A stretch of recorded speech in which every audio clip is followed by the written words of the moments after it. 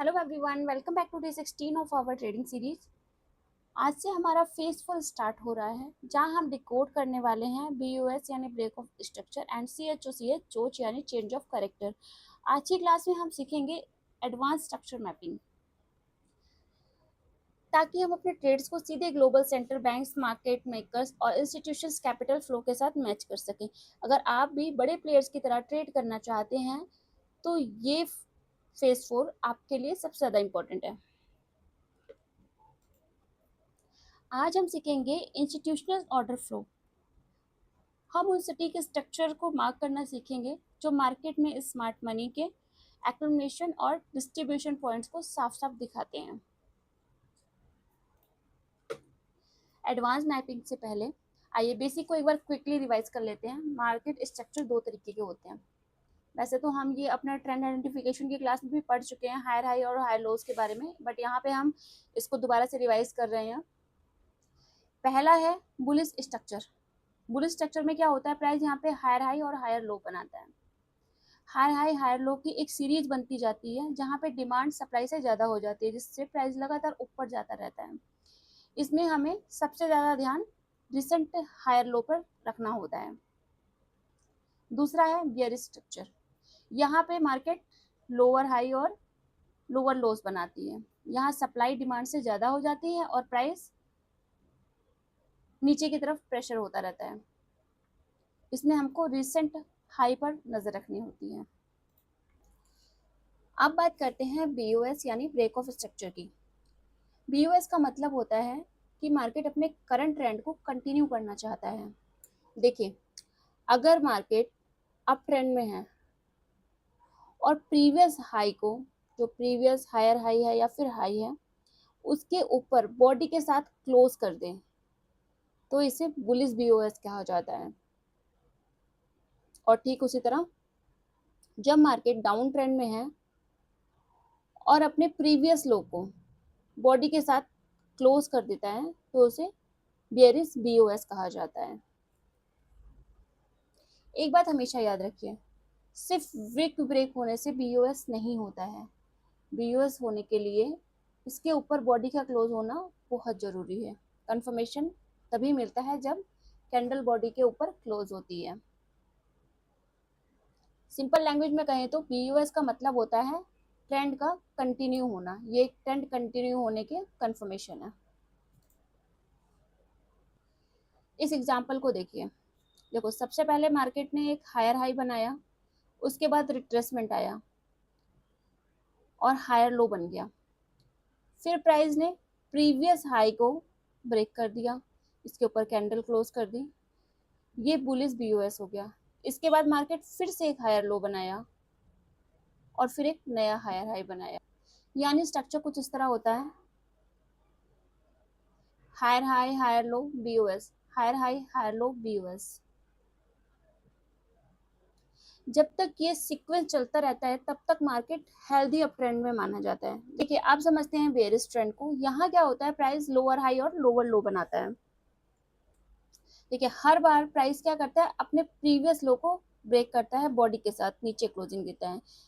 जब जब price previous लो के नीचे बॉडी के साथ क्लोज देता है तब तक बीओएस कंफर्म होता है और ये बेयरिश बीओएस होता है, क्योंकि मार्केट क्या है, डाउन ट्रेंड में है। देखो, जब जब रिट्रेसमेंट होता है तो लोअर हाई बनता है और उसको जब क्लोज कर देता है कैंडल के साथ प्रीवियस लो को, तो हमारा बेयरिश बीओएस हो जाता है और यहाँ पे लोअर लो बन जाता है। जब प्राइस इसी सिनेरियो को कंटिन्यू फॉलो करता रहता है, इसका मतलब है सेलर्स मार्केट पर कंट्रोल में है। इस सिचुएशन में हमें बाय नहीं बल्कि रिट्रेसमेंट का वेट करना है और सेल की अपॉर्चुनिटी ढूंढनी है। अब आते हैं सबसे इंपॉर्टेंट कॉन्सेप्ट पर, जिसे कहते हैं चेंज ऑफ करेक्टर यानी चोच। देखो, बीओएस क्या करता है, ट्रेंड कंटिन्यूशन बताता है। जब जब बीओएस होता है ट्रेंड कंटिन्यू होने का सिग्नल देता है। लेकिन जब चेंज ऑफ करेक्टर चोच होता है तो वो ट्रेंड रिवर्सल का पहला सिग्नल देता है। मान लीजिए प्राइस अप ट्रेंड में चल रहा था, यहाँ पे क्या हो रहा था, प्राइस अपने हाई को ब्रेक कर रहा था, हाई को ब्रेक कर रहा था। लेकिन अचानक से क्या होता है, प्राइस अपने हायर लो को ब्रेक कर देता है, कैंडल के साथ बॉडी क्लोज करता है। तो यहाँ पे हमारा चेंज ऑफ करेक्टर हो जाता है। ये इंडिकेट करता है कि बायर्स अब वीक हो रहे हैं और सेलर्स कंट्रोल ले रहे हैं। इसी को बेयरिश चोच कहते हैं। वही अगर मार्केट डाउन ट्रेंड में हो और प्रीवियस स्विंग हाई के ऊपर कैंडल बॉडी के साथ क्लोज हो जाए तो उसे हम बुलिश चेंज ऑफ करेक्टर कहते हैं। लेकिन याद रखो, सिर्फ चेंज ऑफ करेक्टर देखकर एंट्री नहीं लेना है। हमेशा कंफर्मेशन का वेट करो। जैसे ही लिक्विडिटी स्वीप या फिर ऑर्डर ब्लॉक या फिर डिमांड सप्लाई, तभी हाई प्रोबेबिलिटी ट्रेड मिलेगा। देखो, अब हम इसको डिटेल में समझते हैं। बुलिश चेंज ऑफ करेक्टर और बेयरिश चेंज ऑफ करेक्टर में क्या डिफरेंस होता है। देखो, सबसे पहले बात करते हैं बुलिश चेंज ऑफ करेक्टर की। Bullish change of character down trend के एंड में देखने को मिलता है। मार्केट कंटिन्यूसली अपने लोअर हाई और लोअर लो बना रहा होता है, यानी सेलर्स का कंट्रोल होता है। लेकिन अचानक से बायर्स मार्केट में एग्रेसिव एंट्री लेते हैं और प्राइस लास्ट लोअर हाई के ऊपर कैंडल बॉडी के साथ क्लोज कर देता है। ये बताता है कि मार्केट स्ट्रक्चर चेंज होना शुरू हो गया है और डाउन ट्रेंड खत्म होकर अप ट्रेंड स्टार्ट हो सकता है। इस कंफर्मेशन के बाद हम डायरेक्ट बाय नहीं करते, बल्कि रिट्रेसमेंट का वेट करते हैं और ऑर्डर ब्लॉक या फिर डिमांड जोन या फिर हमारा जो भी पॉइंट ऑफ इंटरेस्ट होता है वहां से हम एंट्री ढूंढने का प्लान करते हैं। अब बात करते हैं बेयरिश चेंज ऑफ करेक्टर की। देखो, bearish change of character up trend के एंड में बनता है। यहाँ मार्केट कंटिन्यूसली हायर हाई और हायर लो बना रहा होता है, यानी बायर्स का कंट्रोल होता है। लेकिन जब सेलर स्ट्रॉन्ग सेलिंग करते हैं और प्राइस प्रीवियस हायर लो के नीचे कैंडल बॉडी के साथ क्लोज कर देता है, तब bearish change of character confirm हो जाता है। ये सिग्नल देता है कि बायर्स वीक हो रहे हैं और मार्केट रिवर्सल की पॉसिबिलिटी है। इसके बाद भी हमें डायरेक्ट सेल नहीं करना चाहिए। सबसे पहले हमें रिट्रेसमेंट का वेट करना चाहिए और सप्लाई जोन या फिर ऑर्डर ब्लॉक से कंफर्मेशन लेकर के सेल एंट्री प्लान करनी चाहिए। एक बात हमेशा याद रखिए, चेंज ऑफ करेक्टर सिर्फ अर्ली रिवर्सल का सिग्नल देता है, कंफर्मेशन नहीं। इसलिए हमेशा ट्रेड लेने से पहले स्ट्रक्चर के साथ अपने पीओआई को कंबाइन जरूर कर लेना चाहिए, ताकि आपके ट्रेड की प्रोबेबिलिटी काफ़ी इम्प्रूव हो सके। चलिए, इन दोनों के डिफरेंसेस को इस टेबल में एकदम क्रिस्टल क्लियर कर लेते हैं। देखो, बीओएस, बीओएस का मतलब है ट्रेंड कंटिन्यूशन। जब भी बीओएस होगा तो हमें ट्रेंड कंटिन्यू होने का सिग्नल मिलेगा, जिस तरीके से यहाँ हुआ है। बीओएस हुआ तो ट्रेंड कंटिन्यू होने वाला है। और अगर चेंज ऑफ करेक्टर हो गया तो ट्रेंड रिवर्सल होने वाला है। यहाँ चेंज ऑफ करेक्टर हुआ मतलब यहाँ अप ट्रेंड था, यहाँ से डाउन ट्रेंड स्टार्ट हो गया। यहाँ डाउन ट्रेंड था, यहाँ से अप ट्रेंड स्टार्ट हो गया। तो चेंज ऑफ करेक्टर क्या है? Trend reversal. And break of structure क्या है?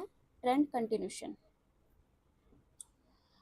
अब डायरेक्शन, बीओएस चलते हुए ट्रेंड की दिशा में होता है और चेंज ऑफ करेक्टर ट्रेंड के अपोजिट होता है। मार्केट जोन्स, देखो, जब बीयूएस होगा तो मिड ट्रेंड या फिर सेफ ट्रेडिंग जोन में दिखेगा, जबकि जब चेंज ऑफ करेक्टर होगा तो हमेशा स्विंग हाइस या फिर स्विंग लोज पर पीओआई बनाएगा। रिक्वायर्ड कंफर्मेशन क्या है दोनों के लिए? देखो, कैंडल बॉडी क्लोज होनी चाहिए स्ट्रक्चर के अबव। स्ट्रक्चर पॉइंट जहां ब्रेक हो रहा है उसके ऊपर बॉडी का क्लोज होना जरूरी है, जैसे कि मैंने यहाँ आपको दिखाया। यहाँ देखो, इसके नीचे तो प्राइस आया लेकिन बॉडी ऊपर क्लोज हो रही थी। अब ट्रेड एप्लीकेशन, देखो, वैसे तो जो ट्रेड एप्लीकेशन है वो इन दोनों का अलग अलग यूज है। जो बड़े प्लेयर्स होते हैं वो क्या करते हैं, बीयूएस जब जब होता है वो यहाँ पे एंट्रीज अपनी बढ़ाते रहते हैं, अपने लॉट साइज इंक्रीज करते रहते हैं और चेंज ऑफ करेक्टर पे मतलब स्विंग लेना वो लोग पसंद करते हैं। लेकिन देखो, हम लोग इंट्राडे और स्कैल्पर्स हैं, तो हम लोग के लिए क्या है, हम लोग शॉर्ट टर्म पे ट्रेड करते हैं, छोटे टाइम फ्रेम पे। अब देखो, जो स्ट्रक्चर मैंने आपको बताया, ये आप 1 मिनट के चार्ट पे भी अगर फॉलो करेंगे, अगर आपको स्कल्पिंग करना है तो आप 1 मिनट के चार्ट पे भी इसको फॉलो कर सकते हैं। यहाँ देखिए, 1 मिनट का चार्ट आपको वैसे ही दिखाएगा। देखो, यहाँ देखो, यहाँ पे लो ब्रेक हुआ, लो बन गया, ये हाई हो गया। यहाँ देखो, हाई ब्रेक हुआ, हाई ब्रेक होने के बाद देखो, जैसे यहाँ पे बी, यहाँ पे चेंज ऑफ करेक्टर हुआ, यहाँ से हमको एंट्री मिली, उसके बाद प्राइस ऊपर। तो अगर आप ये स्ट्रक्चर को 1 मिनट के टाइम फ्रेम पे भी देखना चाहें स्कैल्पिंग के लिए तो इसको कर सकते हैं, और आप इसको डे 1, वीक, मंथ कभी भी देख सकते हैं।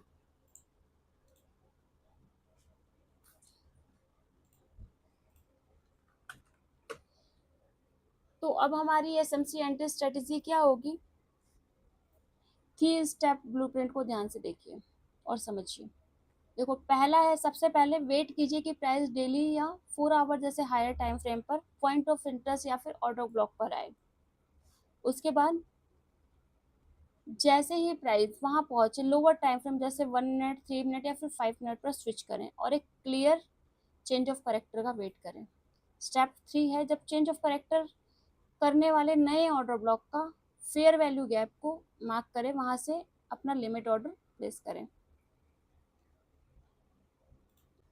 ये मैं बताती हूँ। देखो, यहाँ पे चेंज ऑफ करेक्टर हुआ, चेंज ऑफ करेक्टर होने के बाद क्या हुआ, जो ऑर्डर ब्लॉक या फिर एफवीजी जो हमको मिलता है वहां से रिवर्स होता है। अभी एफवीजी और ऑर्डर ब्लॉक हमने पढ़ा नहीं है, वो हम आगे पढ़ेंगे। ठीक है, तो ये इस तरीके से हमको एंट्री प्लान करनी है। जब भी चेंज ऑफ करेक्टर होगा उसके बाद हम एंट्री प्लान करेंगे किसी पीओआई से। देखो, अब आप सोच रहे होंगे कि हम इसको सीख क्यों रहे हैं, इतनी सारी लाइन ड्रॉ करना, हाईज लो मार्क करना, इतना सब देखना, आखिर हम इसको क्यों सीख रहे हैं? देखो, जो नॉर्मल सपोर्ट एंड रेजिस्टेंस है उसका जो ब्रेकआउट है उसका विन रेट क्या है? जो नॉर्मल सपोर्ट एंड रेजिस्टेंस है 48% का विन रेट है। अगर हम ईएमए और लैगिंग इंडिकेटर्स की बात करें तो उसका विन रेट 35% है। लेकिन जब आप एसएमसी और बीओएस चेंज ऑफ करेक्टर और ओबी का इस्तेमाल करते हैं तो आपको मिलता है एक कंफर्म 82% का विन रेट। ये स्ट्रेटेजी रिटेल्स को स्टॉप हंट से बचाती है और एवरेज 1:5 का रिस्क टू रिवेट रेशियो देती है। 1:5 आप इसमें इजीली ले सकते हैं। तो दोस्तों, फेज 4 की शुरुआत हो चुकी है और अब बारी है आपकी प्रैक्टिस की। आज का आपका होमवर्क टास्क है, टास्क 1 जो है वो है, ट्रेडिंग व्यू पर जाइए और 5 bullish BOS and 5 bearish BOS को मार्क कीजिए। और टास्क 2 है, 15 मिनट के चार्ट पर चेंज ऑफ करेक्टर के जरिए ट्रेंड चेंज दिखाने वाले कम से कम 3 सेटअप ढूंढिए। अपने होमवर्क को कंप्लीट कीजिए और ग्रुप में शेयर कीजिए। मिलते हैं अगली क्लास में, तब तक के लिए हैप्पी ट्रेडिंग।